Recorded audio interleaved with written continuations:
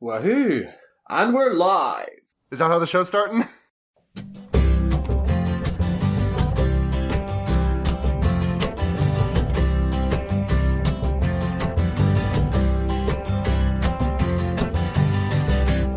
Blondie is drowning in the fountain while the wolves prepare off in the surrounding mountains. And this hum in the air and this death in the room, it will pick us apart if we don't leave here soon. These liars, killers, and evil men have collected the land and are in power again. You can hide under a rock or you can turn yourself in, but they are ruthless, hungry, and in power again.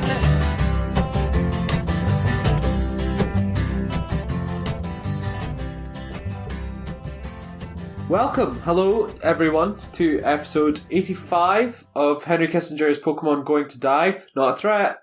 Just a fact. My name is Jeremy Porkin, Scott Matt, as you may know me. And I'm Sarah, a.k.a.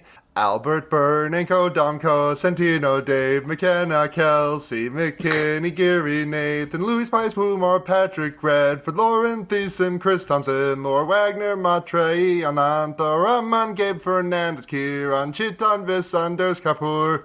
Do you get it? I don't get it. The joke is that the joke for anyone who does not, like, it's stupid and I came up with it the last possible second. That's just me reading off the names of Deadspin writers and employees, but to the tune of Leak Spin. That's niche. Someone was listening live and they left after that. That's very funny. Well, speaking of which, rest in peace, Deadspin. Yeah, rest in peace, Deadspin. Fucking, earlier this year purchased by, I don't remember what the media conglomerate was, and I'm not gonna dignify them by saying their name, but the way this is written in our show notes is the murder of Deadspin by the herb Jim Spanfeller, who I've been receiving repeated reports of. He is a herb. I know he is a herb. And in this situation, a herb is what? Like an herb. Just like you must have missed it. There was an article going around that was by one of the now former writers at Deadspin that was just titled Jim Spanfeller is an herb, and then there were just like pictures of herbs and pictures of Jim Spanfeller saying, this guy just looks like a fucking herb.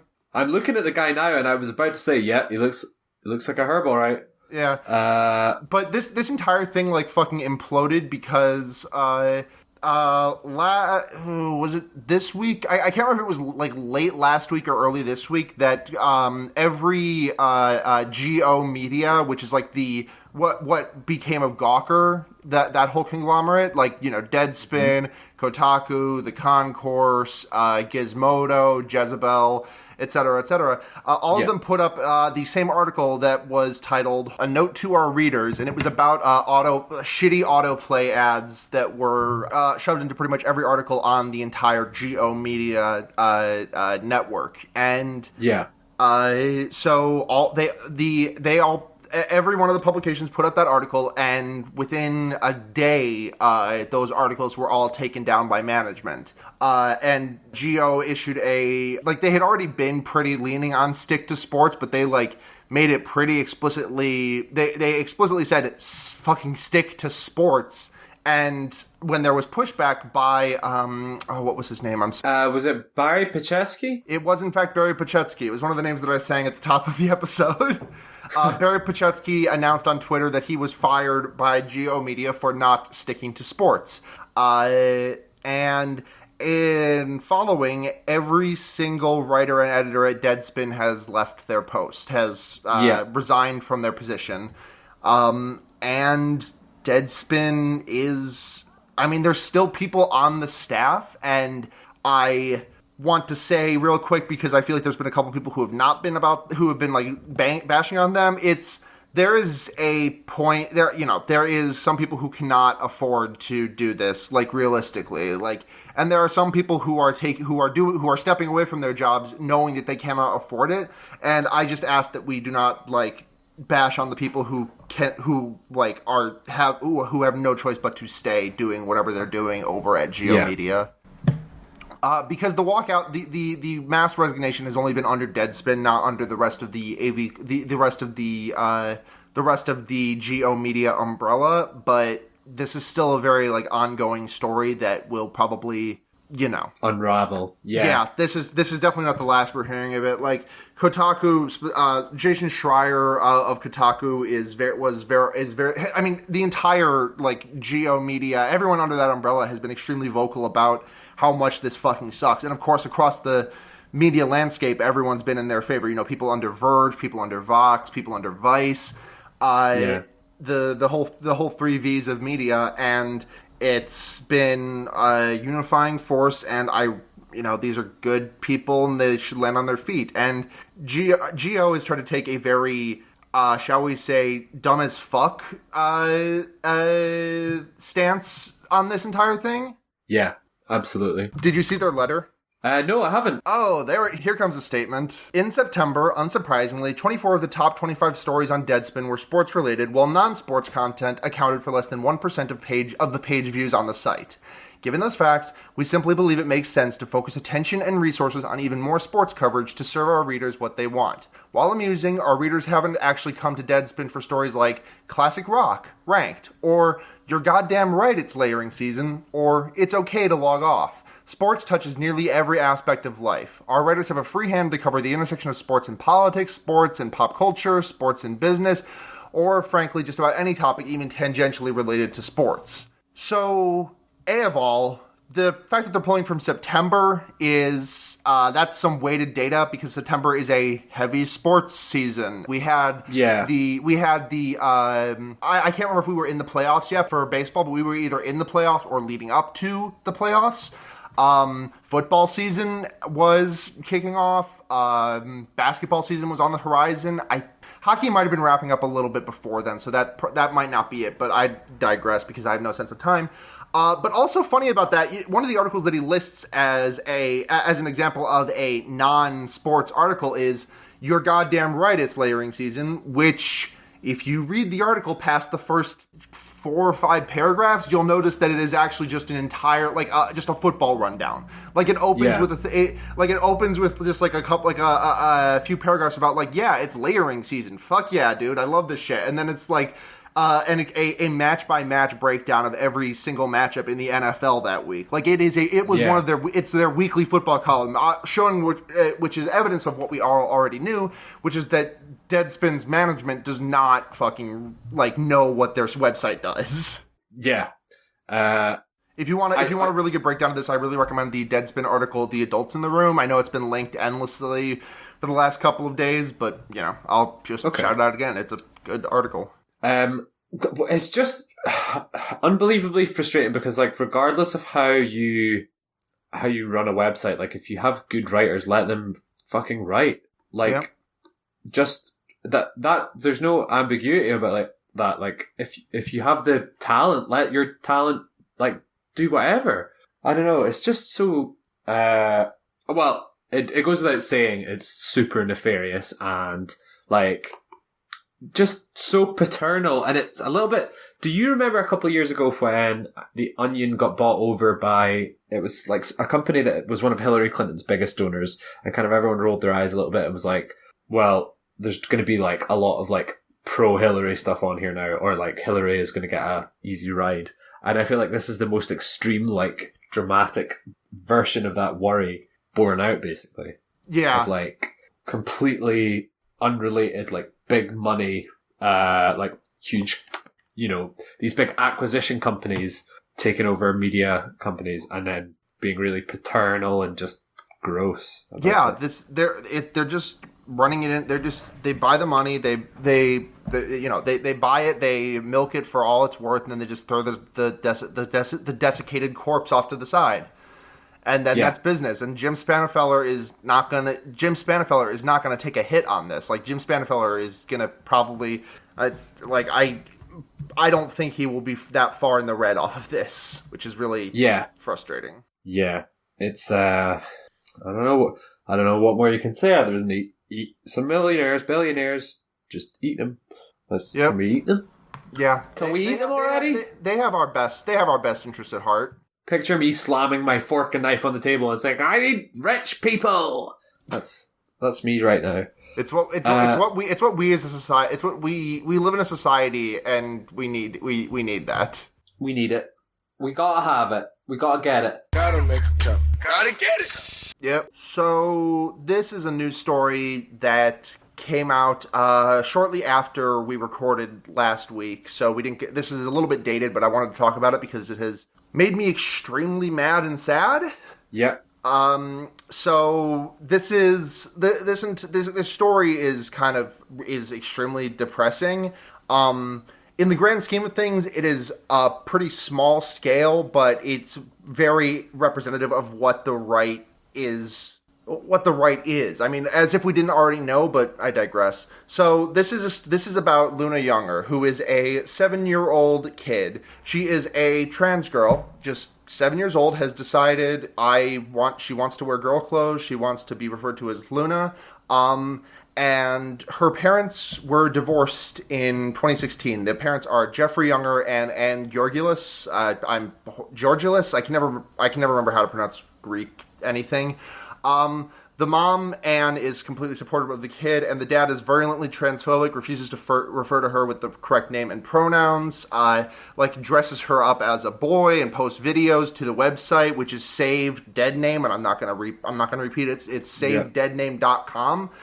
He posts videos of his daughter in boys' clothes and says, "See, she loves it." I mean, I'm obviously changing every instance of pronouns and names to be the correct ones because Jeffrey Younger is not properly gendering his child. Yeah. And in 2018, a judge even ordered the parents to treat her as she had previously presented in school, which was as Luna, with she, her pronouns. And then early last week, the judge the court says the mom gets full custody of the kid, and they do not have to go back and forth. And then the Texas conservatives get their claws into it. The governor, Greg Abbott, started it, and I'm gonna find the tweet real quick because it is. We don't have to read it out, I don't think. Yeah, okay. It was just he dead named the kid in the tweet. Greg Abbott gets into it. The Attorney General, Ken Paxton, Ted Cruz, and Dan Crenshaw, they all latch onto this thing with a frankly terrifying ferocity, and they are just spewing propaganda each and every which way about the entire fucking thing. It's, there was just so much talk of mutilating children and irreversible procedures. And Matt, I want you to take a guess as to what transition looks like for a 7-year-old. What kind of procedures and processes do you think have to happen for a 7-year-old to transition? Nothing, I think. Yeah, you're correct. What happens is the process is talk to the teacher and new wardrobe, and you did it. That's it. There is literally if Luna would not, I doubt this would happen, but if Luna tomorrow just woke up and said, "Hey mom, hey dad, I'm not actually trans, I was just trying a thing," it's done. It's you just make sure you're hanging on to those receipts, I guess, for the clothes, if you gotta take them back. That's it. That's literally the entire fucking thing. And they are just latching onto it, and it is terrifying. They got their claws in so deep that the dad went in for an appeal, and the court reversed the ruling about 3 days after the original one was handed down, and they are given joint custody, which means the dad gets a say in medical decisions and such. I feel so fucking bad for this kid. I feel like I'm flying into a tirade like this every single time that I'm on, but it's just fucking. You gotta. It's farcical. You gotta let the kids be kids. No doctor in this entire continent would do any kind. Do you have any idea how hard it is to get GRS? As a consenting adult? Do you have any idea what I have to go through to get pussy surgery as an adult? Do you think just some fucking doctor out there is gonna willy-nilly say, "Oh yeah, I'll chop up your kid"? That's not what's happening. It's a total moral, proper biblical moral panic. It's so it's so blown out of proportion that if anyone, I don't know, it's just the fact that people can't just look at that and go, that's obviously bullshit that they're saying that, and that people should just be telling them all of this is a lie, all of the panic of this is a lie, but instead it kind of it becomes about a legal I'm not really getting to a good point here, but no, it's just a farce. It's just a farce. There's not a good point to land at here. It's just this poor fucking kid is gonna have to get. Is gonna have like I will not name names or anything, but I know I have a friend who has a child, and they have their partner has joint custody of the child, and their partner's ex-husband is like virulently racist and like bigoted and like. That fucks these kids. That fucks kids up. Like this kid is like, a little bit younger than Luna Younger is. This kid's like, maybe, but like the amount of influence that a bad. I don't know. I feel like I'm just kind of stating the obvious here, but it's just the amount of influence that. It's just like there's can be so much trauma in a kid's life before kids can even start thinking about their gender and start approaching things like that like, why would you ever just want to add to the trauma of a child? Like, no good will ever come of, like, it's the idea of, like, social workers ripping kids out of their parents' arms, like, yeah, that's a moral panic. Like, nobody does that because nobody wants to inflict trauma on kids. And then what happens is it just gets picked up by, like, a 24-hour news cycle type of thing. Republicans latch on to it and turn it into not just like a trauma for a 7-year-old kid, but like a trauma for like everyone involved, like trans people who have to observe this. Like, it's horrific. It's so disconnected from the way people should behave with other people, and it's like it's such a disconnect between like the people trying to score political points and the actual child. Yeah, the actual child, like the kid. Like, this is both hypocrisy baiting and a very we live in a society sentiment. But, like, there are so many evidenced cases of trans children dying by suicide or like harming themselves in some way, shape, or form because their family explicitly refused to refer to them as the correct gender. They refuse. Yeah.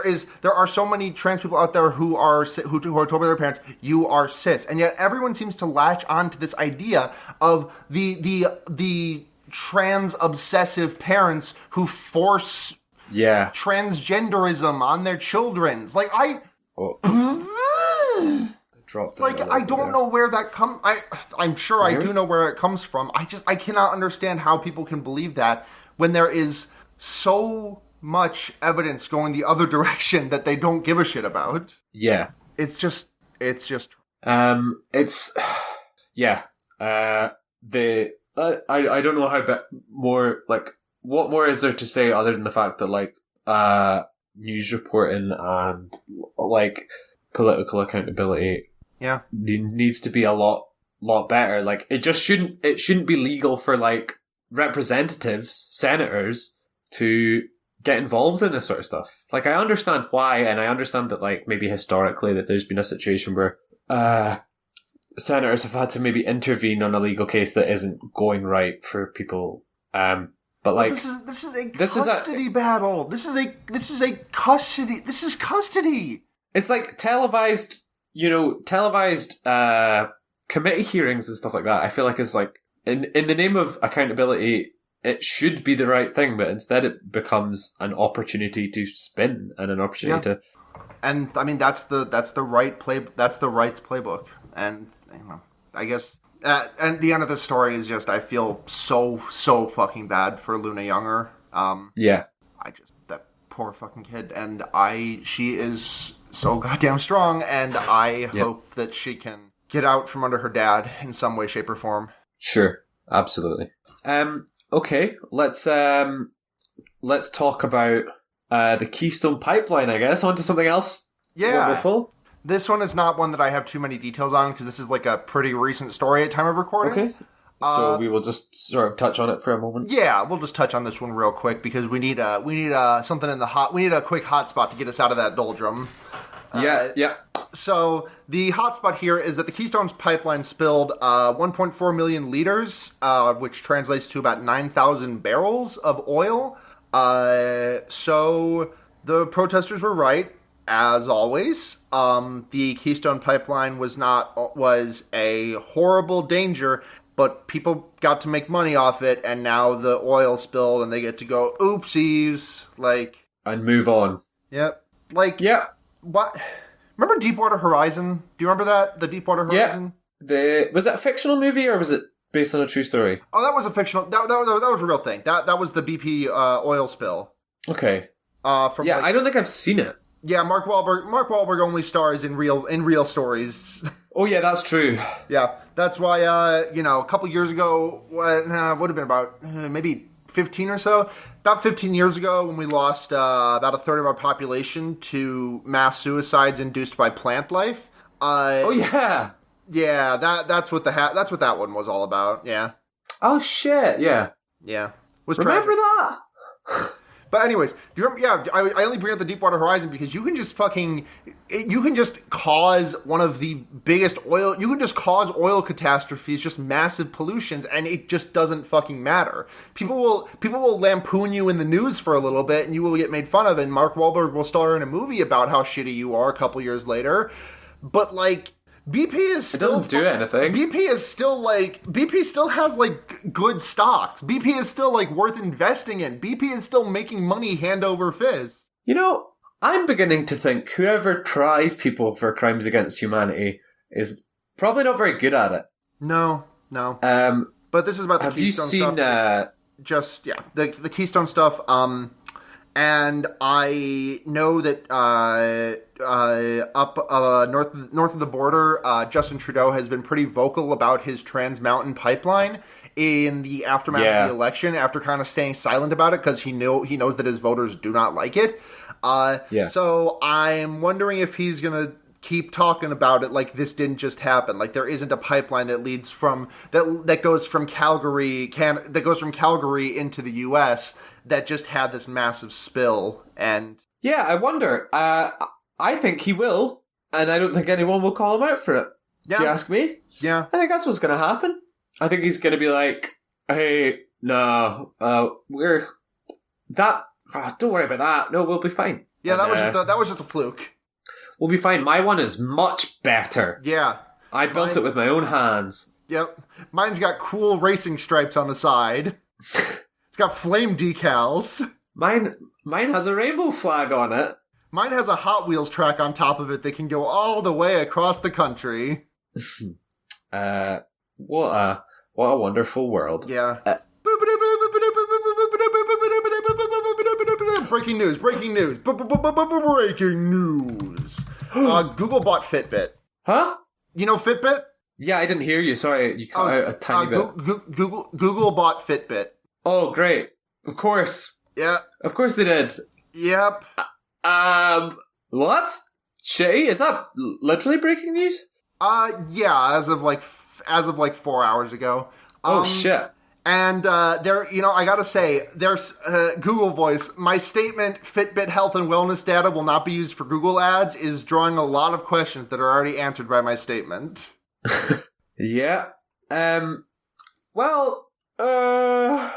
was trying to formulate a look on the bright side, and I guess the bright side is we can start calling it shitbit to absolutely everyone. Nice. The bright side is that I had never gotten around to replacing my broken Fitbit from a year ago, so I don't have to spend those $80. I used to be pretty devoted to my Fitbit, and then I broke my foot and I stopped wearing my Fitbit because it would buzz at me every hour to tell me to go take 250 steps, which was kind of hard to do when I only had like 1 3/4 of a leg. Pick a moment, Fitbit. Come on. But yeah, I just kind of let the battery drain out, and it doesn't turn on anymore. So I think it might just stay off. Sure, yeah. The good thing is Google don't have anything on you now. A year later, they've got nothing. Yeah, no, Google ain't got shit. Well, no, that's not true. Google probably knows how fond I am of the Wegmans brand spicy chicken bites that I used to buy and eat every fucking day for a good while. Yeah, I think like Google and Amazon have been trading information on me basically just based on the coffee syrups that I used to buy when I had a coffee machine in my flat. So they're like, okay, this guy's really into speculoos. Have you ever had speculoos? No, what's It's speculoos? incredible. It's like a little sort of cinnamony brown sugar kind of biscuit. Ooh, that sounds good. Yeah, like sometimes you'll get it with a coffee here in some like coffee shops. It's quite popular in like Europe, I think. You get it. You know what? Buy this coffee syrup. I feel like we in the U.S. knock people in the U.K. for their food choices sometimes, but honestly, like British pastry game is like second only to the French. It's in my fire. head. Yeah, British pastries are fire. I love them. Yeah. I was thinking about this today. Biscuits as well. Really can't top a biscuit. I watched a video of Paul Rudd talking about how much he loved all these British biscuits, which is really, really strange, like reality check. Yeah. So I guess we're Peach. What's that? I guess we are Peach. You're Peach. I'm Peach. Who's I'm Peach. We're peaching. The House of Representatives have voted to formalise impeachment, which is, I guess, large and in charge. Yeah, it's as from what I understand, and another thing that. Going back on the thing, we also normally, I feel like we rip into the UK a lot for their politics being understandable, but the US politics is also extremely complex and stupid, and the only reason it doesn't seem complex to you is because you've been inured to it. And you being the audience, not you, Matt. Oh no, I studied a bit of US politics in high school, so I feel like I'm keeping track of it to a point. But for example, I didn't realize that this House resolution was not one that had to be that had to pass the Senate for this, which is nice because I know it probably wouldn't even make the Senate floor because bitch McTurtle would just say no, would just say drill voice no. The House of but the House of Reps vote to formalize the impeachment shit, which is good. Passed along the party line, except for 2 Democrats who defected. Not Tulsi Gabbard, surprisingly, but I digress. It was just it was 2 Dems whose names I don't even fucking remember. One dude who had just been like a no impeachment truther the entire time, but. Like, it's at the very least, I feel like the winds have changed pretty drastically in the last couple months because 2 months ago, this would not have been a vote that could have gotten like half as much support as it did. I still have a lot of problems with, I don't want to sound like I'm coming out here standing the House Democrats, but it's something. It's the first thing that's come up on our scanners of anything like a spine in the Democrats. Yeah. Speaking of spines or lack thereof, why don't you tell us about Bojo a little bit? Election, baby. Well, I genuinely like. I am kind of, given the extremely long and tortured election cycle that is in the U.S., I kind of am jealous that the U.K. just sometimes gets elections in 6 weeks. Politic now. Yeah, you know what? Maybe a year ago, I would have been pretty devastated about an election because we have just had so many heartbreaking electoral defeats. But I don't know. Just recently I felt like, I think I said this last time I was on. Like, well, because a year ago May was in control, right? Yeah, and it just seemed like she was never going to let loose her grip, and like I think it was not long before that she'd been like elected again. So. Snap election is good and bad. Like, the reality is, like, the Tories have such a huge over 65 voter base that it's like dizzying. Yeah. But almost a third of the 300,000 voter registrations applications submitted in the last 2 days have been from voters under 25, which is loads. That's a lot. 45,000 new applicants since Tuesday. For the electoral register. I'm already registered, thank you. And get out and rock the vote, Britain. The Scotland situation at the moment is basically you have to pick between the party full of TERFs or the party full of TERFs, which is great. Joanna Cherry is a pretty prominent SNP member who was part of like the Scottish legal attempt against Brexit, and she's been a pretty vocal TERF. To the point of like threatening people with litigation for calling her a TERF and more tragic, pathetic stuff like that. Oh my god, TERFs have the world's thinnest skin. And the Scottish Greens, who would have been the other kind of decent vote, have also basically courted these same inverted commas intellectual circles or whatever, like these groups of just middle class white lesbian women, basically. Yep. sorry, this is just the thing that popped into my head. I'm not going to be able to get it out of my head unless I bring it up. Do you remember Kathy Brennan by any chance? Kathy Brennan, let me just really quickly see. It came up, Kathy Brennan, wife of something. No? Okay. No. The only reason I bring it up is because I remember that, like, she, like, launched a huge, quote-unquote, anti-harassment campaign because trans people would not stop calling her a fake goth. Yeah, that's basically what Joanna Cherry is, but for the, like, I don't know, the political electorate, I guess. But yeah, so the Greens have been kind of turfy, so it then falls on basically Scottish Labour for people who care about this sort of stuff. Who is Jezza Scottish Labour, or is that different? No, so the current Labour leader in Scotland is Richard Leonard, and they're more traditionally a bunch of Blairite, like neoliberal sorts in Scottish Labour, but that was because it was kind of like an attempt to resist the SNP's independence kind of drive. There are some really good Labour candidates. My local Labour candidate in Glasgow is Pam Duncan Glancy, who has just been great recently, has really, really positive accessibility policy, and like obviously like workers' rights and stuff like that are really, really strong, which is basically all I want from a Labour candidate. Like obviously the party political Scottish Labour is not great, but I can only vote for who's in front of me, and she seems great. So that's good. There's polls and the Lib Dems are second in every single poll on earth. We had a thing earlier in the week, let me see if I can find it, of a survey taken among, like, I don't know, what was it, like 450 people, and it was like in whichever constituency it was, in an election, would you vote for Tory, Conservative, Tory, Conservative is basically what you have to choose from if you're choosing between the Lib Dems and the Tories. But yeah, it was if you could vote for the Lib Dems or the Conservatives or I don't know in the general election, who would you vote for? Very balanced polling and reporting. Very normal and cool as usual from the Liberal Democrats. There's a lot of really damaging chat about how to vote tactically, and if the Lib Dems have any chance of beating the Tories in your constituency, then vote for them instead of Labour, which is just like the dumbest thing I've ever heard, because the Lib Dems will jump straight into bed with the Conservatives if it's between Labour and Conservatives for who wants to form. You know, that's like a no-brainer. You're voting for the Tories if you're voting for the Lib Dems. Yeah. Basically. Yeah. But they do have they probably will do well because of the amount of follow back pro-EU Twitter accounts that have registered to vote. Nice. Yeah, the idea of strategic voting just pisses me off so much. Like, I thought it was fucked up when people had to do that on Survivor, and it does not. And when you bring it to a larger scale, still sucks.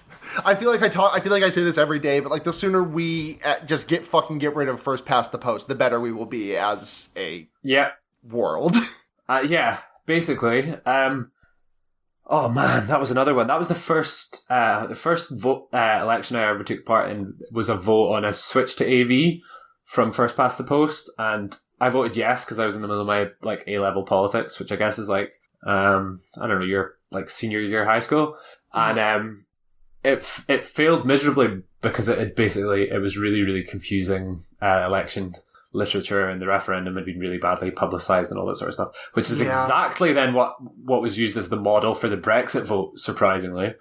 This is not a hot take, but politics could really use some, like, simplifying. Yep. Like, I feel like once a year I read like a lengthy diatribe from a lawyer on Twitter about how manipulative EULAs are, because they are literally unparsable by anyone who is not like a seasoned lawyer.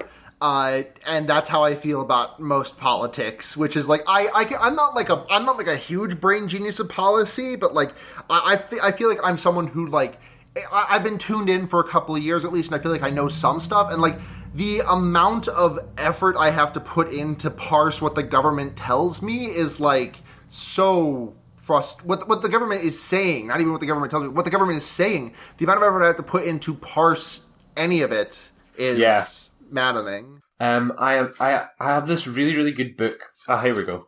It's called The Politics of Design, and it was published by Ruben Pater. And there's lots of stuff about ballot design. Here we go. So, you know the whole thing about, who was it? Pat Buchanan's? It was the Al Gore 2000 vote. The famous Palm Beach County punch card ballot listed the Democrats as second, but voters had to punch the third hole on the ballot. Punching the second hole would cast a vote for the Reform Party. Voting results showed the Reform candidate did extremely well in this county, and of course that was like the pivotal George W. Bush. That was the... man. So there's the 10 guidelines for better election design.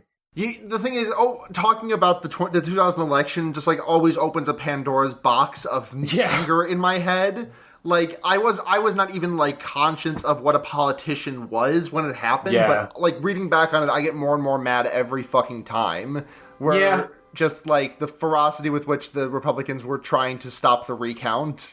Yeah. And oh my god, just the entire... It just goes to show they've always just hated being democratic, basically. Yeah. I feel like when I was very young, I was like, if we live in a democracy... Why is one party the Democrats and another party's not democracy?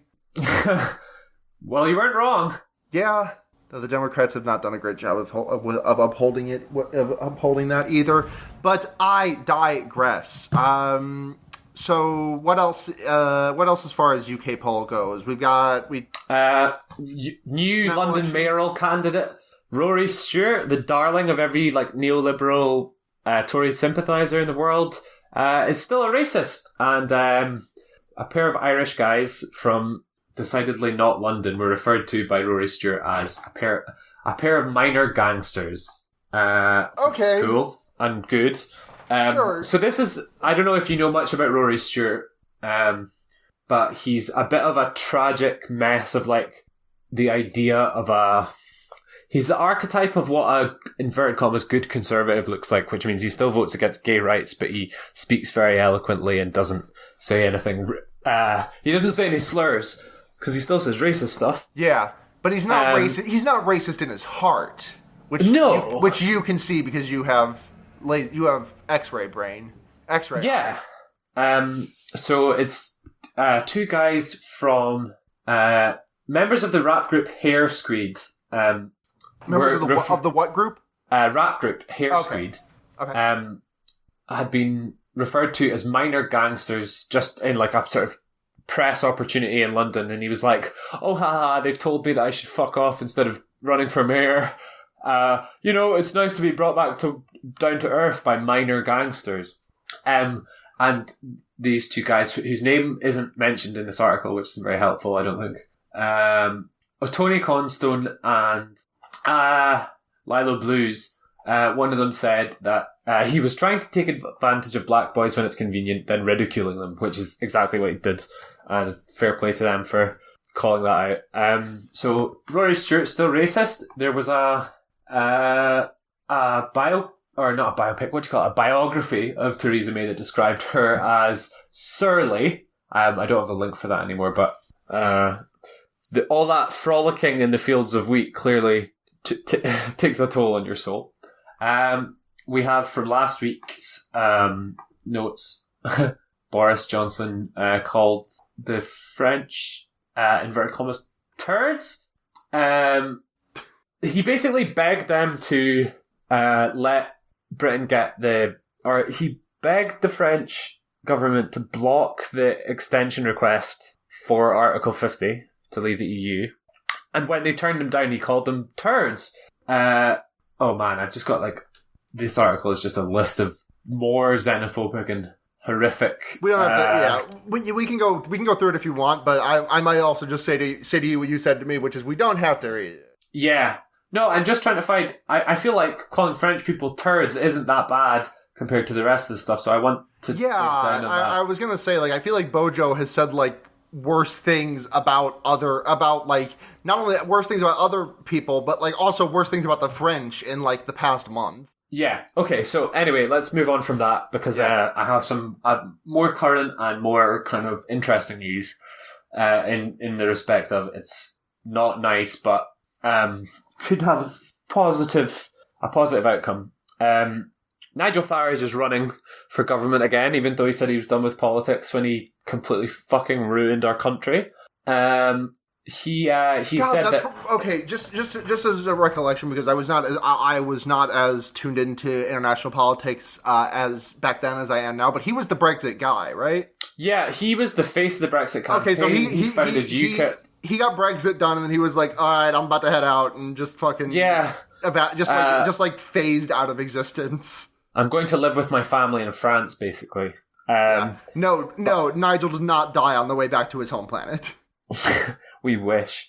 So he said that the Brexit Party are going to contest every seat with the Conservatives if the Conservatives don't agree to a Leave alliance. So basically, he wants the Tories to say, we're hard Leave, and if you're not with us, you're against us, sort of thing, which is, on the one hand, kind of terrifying, and you never know how much money is going to get pumped into the Brexit Party based on the amount of money that got pumped into Brexit. But it seems inconceivable that the Brexit Party can win enough votes alongside another pro-Leave party to leave the EU in the way that they want.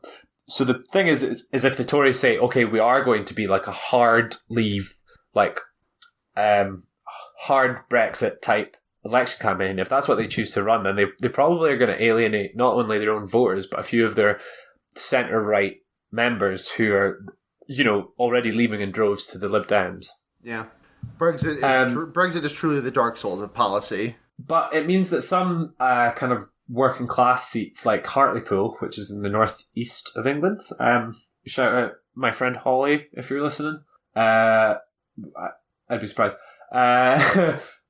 If the Brexit Party run in Hartlepool against the Conservatives, then Labour will take the vote. It's a lot of the thing about Brexit is, and it's not entirely true, but a lot of the communities that voted for Brexit are ones that were affected by stuff like Margaret Thatcher's mass deindustrialisation. So it's a lot of former industrial cities voted for Brexit. But those cities have always been quite traditionally Labour, and that means for Labour, there's an opportunity to, represent these people properly again. Mm-hmm. Yeah. Which is great.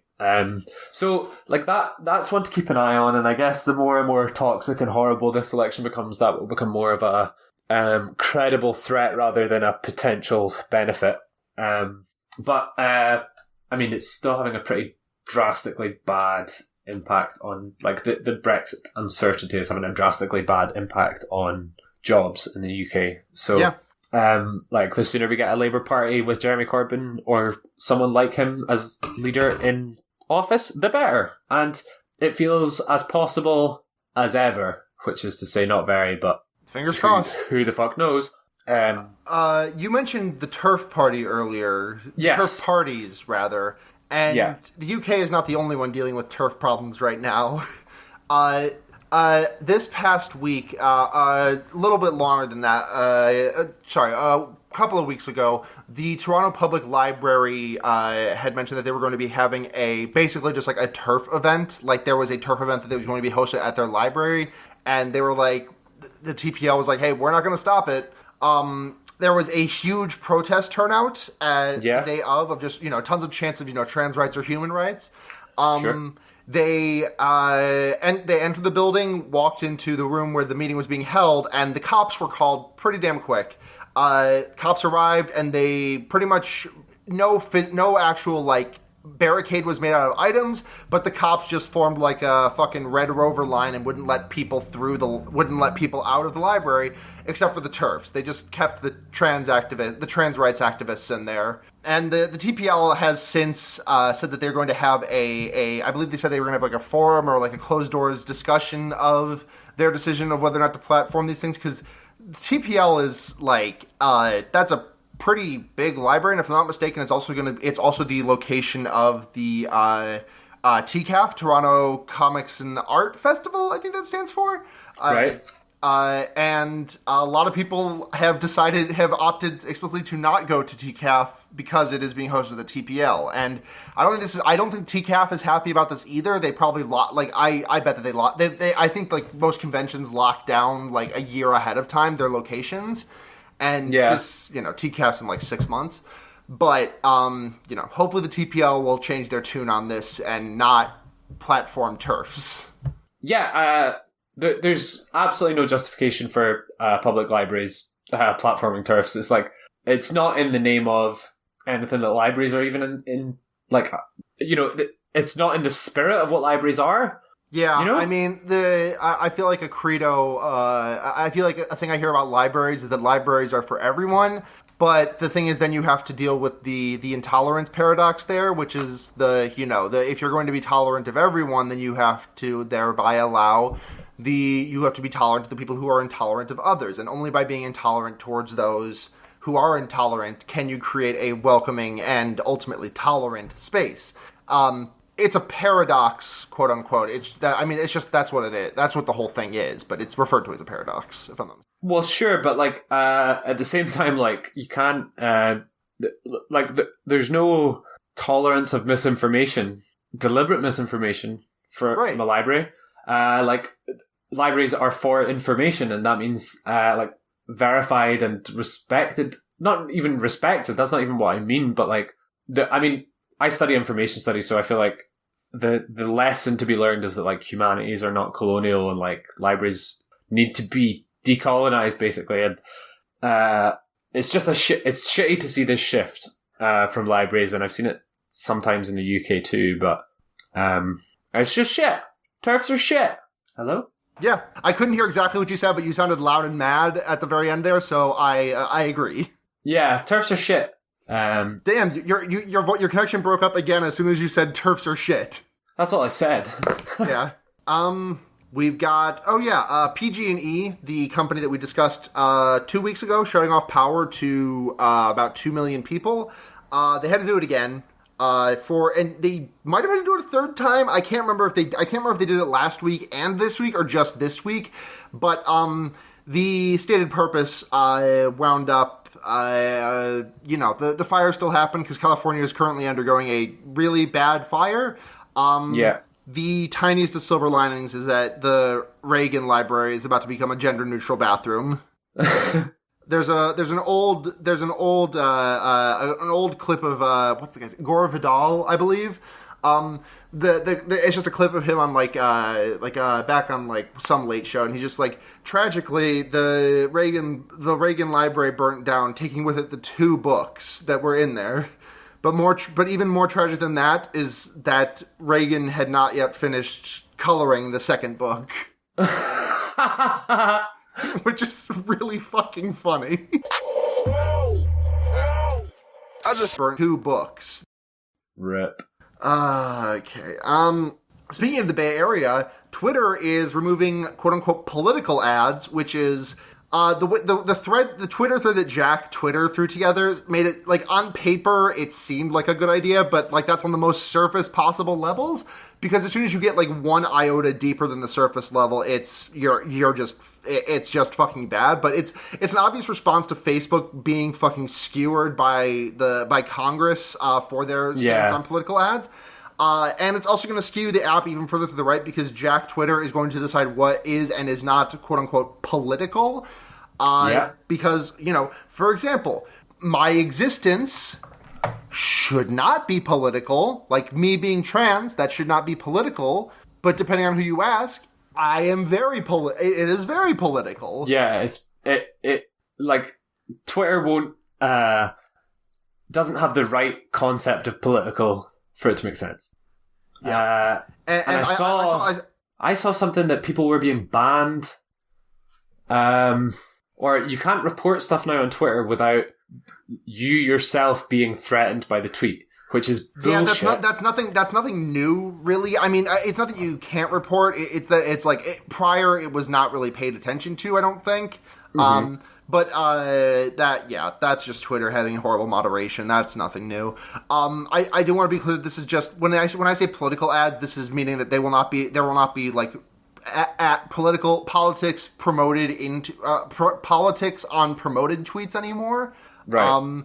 But the thing is that means that like going back to BP, let's say. What if BP can say, hey, BP is a great company and we love to sell you gasoline and here's our benefits card that gets you 2 cents off a gallon. And then, but you could not run an ad that says BP is responsible for however much pollution and however much whatever, because that's climate change. That's politics. Well, if we were to really squeeze them on this, like, being a billionaire is political. Like, having billions of dollars is a political act. So, no, it's not. Having $1 billion, that's just money. That's not politics. Oh, it's just money. Yeah, I earn $16 an hour, but I'm trans, so I'm politics. But Bill Gates is cis, so he's not politics. Bill Gates gives to charity, so he is government. Yeah. He's a different government. He's not our government. Yeah. Wait, no, he's not political. He's not political. There's no politics. He's not politics. Bill Gates is not politics. Oh, how will we ever wrap our heads around this? The next story that we're talking about here is the resignation of Representative Katie Hill. This is in the aftermath of her extremely publicized affair with a staffer of hers, and which also came with leaking and publicization of revenge porn of her nudes that depicted her smoking a bong and with a quote unquote iron cross tattoo on her legs. It obviously is not an iron cross. That's just what every single headline sensationalized it as, because everything. Nothing is an iron cross. No, if someone on the right wears something that looks like if someone on the right wears an iron cross, it's actually not an iron cross. It is if you check the tapes, it's actually a Celtic cross. A Celtic cross, and it has the Bezier curves are slightly different on the edges, so it's obviously not Nazism. Whereas, like, if this is probably not what Katie Hill's tattoo was, but like if you have a Red Cross logo inked on you, and you're a leftist, the right will just say, "Oh, Iron Cross, Nazis."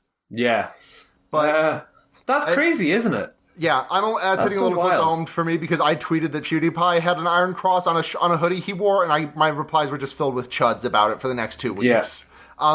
But yeah, it's fucking absolutely wild. So I just want to be clear about this. I feel like this should be obvious, but just in case it's not, I do think Katie Hill did a fuck up because the amount of power that you have as a representative over your staffers, it makes it's a power imbalance. It's just, it's a boss-employee dynamic that I don't like.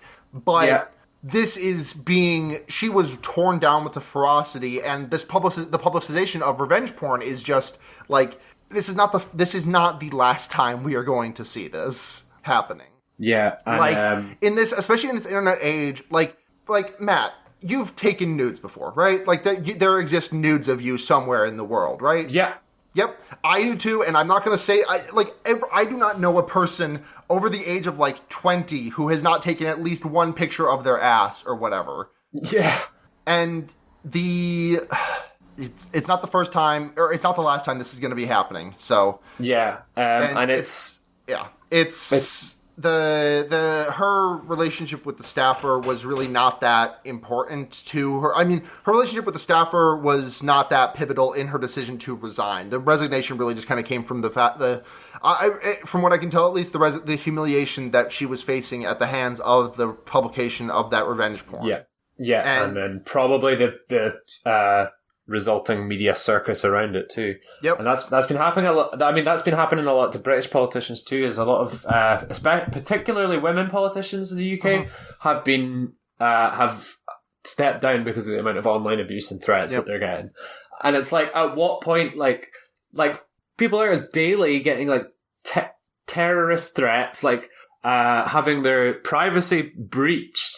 And it seems to me like they're pretty much all on the left because they're the ones that are stepping down and they're the ones that are losing their jobs.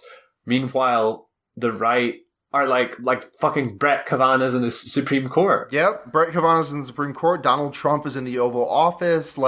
like you point at a Republican, and I will you show me a Republican, and I will show you a rapist. Yeah. Like, it's just so upsetting. Like, and Katie Hill was also if I'm not mistaken, she was openly bisexual U.S. representative. She may have been the first openly bisexual U.S. representative, if not one of the first. And you know, the staffer in question was a woman, which I imagine may have led to this which may have increased the rabidity of people on this. But that's no question. That's just, you know, that's question marks. But you know, but you know what? Yeah, you know what? It turns out cancel culture is real. Just kidding, it's not. But Barack Obama seems to think it is. Has Barack Obama cancelled it yet? No, he doesn't have any power anymore. He's gone on the record saying, sorry, if I could, I would stop mass deportation and drone strikes and cancel culture, but I'm not president anymore, so I can't do that. Sorry, slipped my mind. Meant to do it when I was in there, but, you know, I can't really go back now. Let me be clear. I did not say those slurs. The receipts are photoshopped, and I just want to be clear that I would never do anything to hurt you. I am literally crying right now as I type this, and the cancel culture is real and it is harmful. Soft blocking now. Just heard about cancel culture. God, well, imagine getting soft blocked by Obama. Yeah. I should soft block him. He does follow me on Twitter. That's not a joke. Like in the early days of Twitter, like Barack Obama, like this is like in 2009, maybe 2010. Obama's Twitter would just follow back anyone that dropped him a follow. And so now occasionally, like once every couple of months, I will get a tweet that someone just like screen capped some dumb shit that I said, and at the top of it is recommend, like it's just like Barack Obama follows this account. That's so good. So fucking funny. PewDiePie has an Iron Cross tattoo or patch on his jacket, and it's like Barack Obama follows this account. Well, Barack, unfortunately, we've cancelled you. Yep. From the inside out. The most recent tweet is hold on. Never mind. I can't find. There was a tweet recently that like was really stupid that showed up on Obama follows this account. So what you were saying? Unfortunately for Obama. I wish I could remember. That's fine. So yeah, Obama just was about just our quickness to quote unquote. He didn't say cancel, but canceling. It's amazing how like 3 big Twitter threads makes people think that an entire culture is coming after them. Yeah. He is quoting. He blasts woke quote unquote call out culture. I believe were his exact words. This was at the Obama Foundation Summit held at the Illinois Institute of Technology. Of course someone at the Obama Foundation Summit is there to ask him what he thinks of fucking cancel culture. Yeah, and listen, all I'm saying is that the first Democratic candidate to cite this on the campaign trail needs to have their closet exhumed immediately because there are going to be barrels of skeletons hiding in there. Yep. Like you're going to open that person's closet and just be buried in bones like fucking Zaboomafoo. I mean, we could just straight up. Can we not just cancel Tulsi Gabbard right now and then just? Oh my God! Can we not just do that now? Have you listened to the Worst Year Ever episode about her? Have I listened to the what? Sorry, the Worst Year Ever episode about her. No. Oh, it is mind-boggling. There is like a non-zero chance that she is a current member of a cult, and all her staffers are cultists. Like literally. Okay, I'm going to go and check that out. Yeah, the Worst Year Ever is a fun podcast. Not my Lightbringer this week, but I digress. But, so let's get into the last story we've got going on here. Call of Duty in the headlines again, because the white phosphorus thing was not enough. Mission failed. We'll get him next time. Yeah, so, Call of Duty has gone full, Russia did it on this latest campaign, on this latest game. Like, Call of Duty has always had a, shall we say, slightly U.S.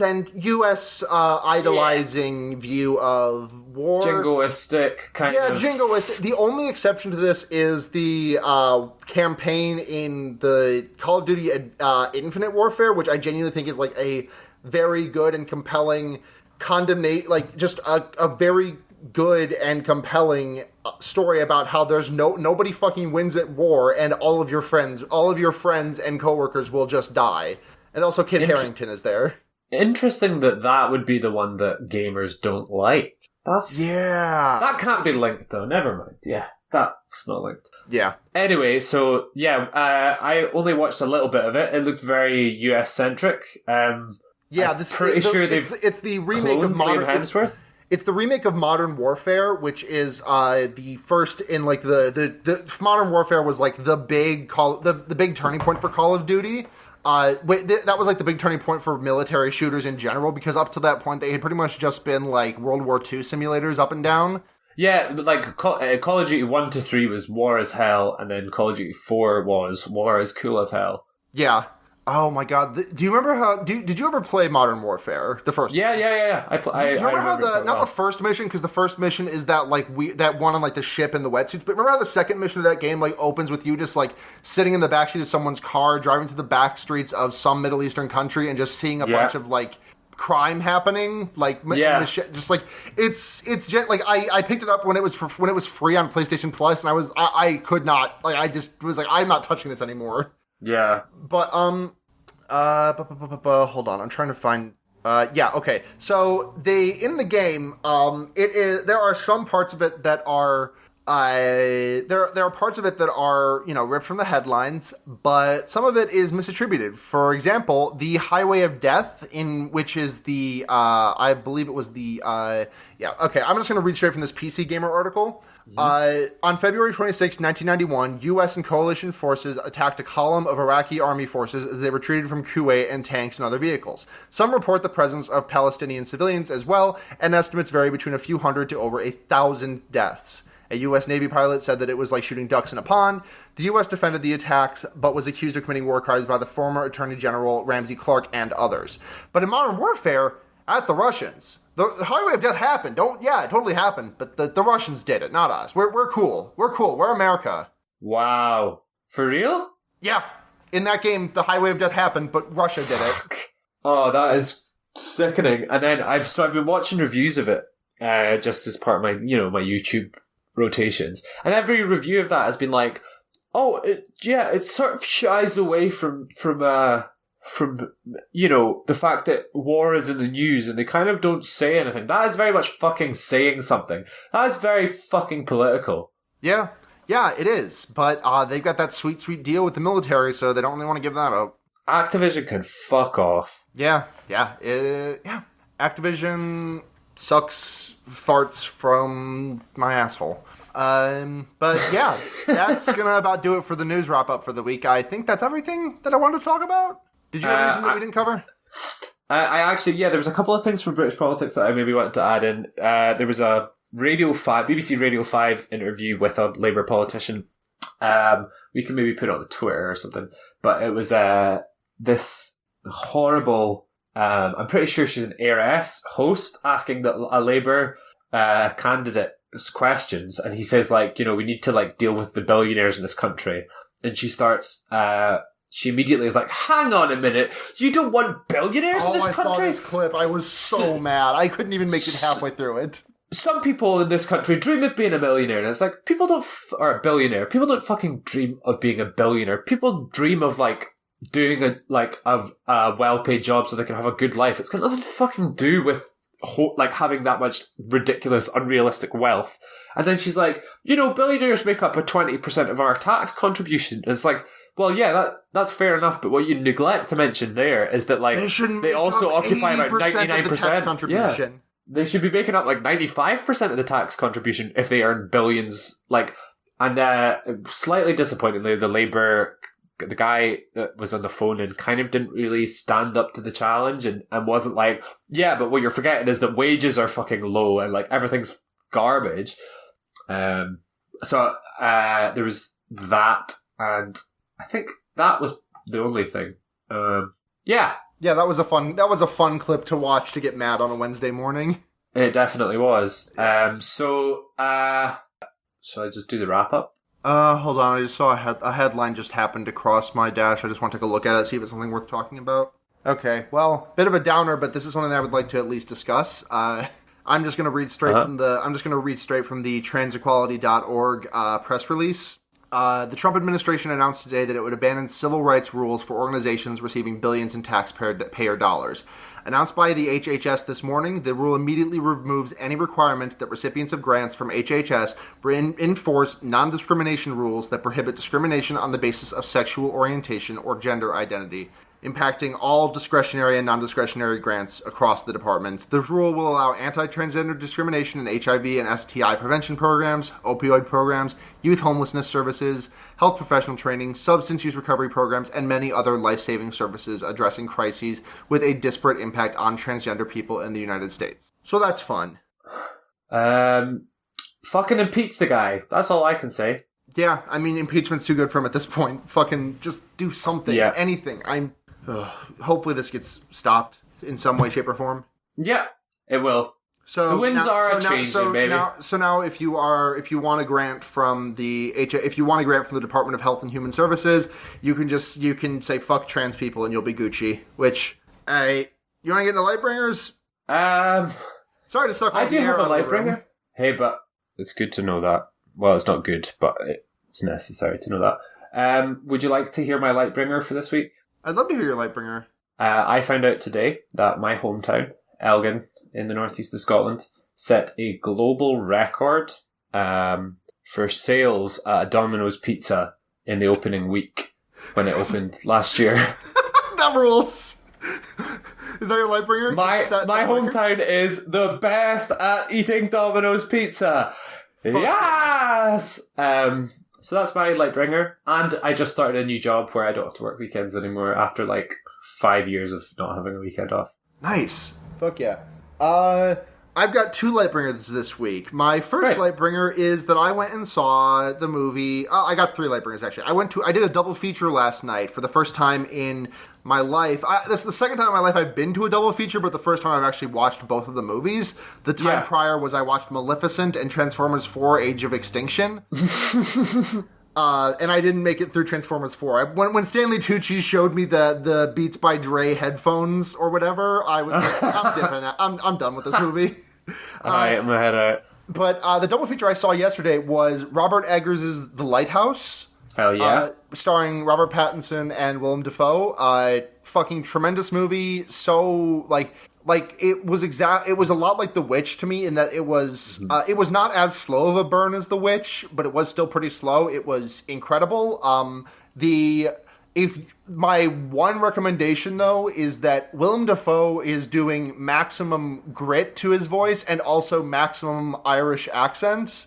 I think it's Irish accent at least. I'm very bad at telling what accents are. He has an accent in that movie.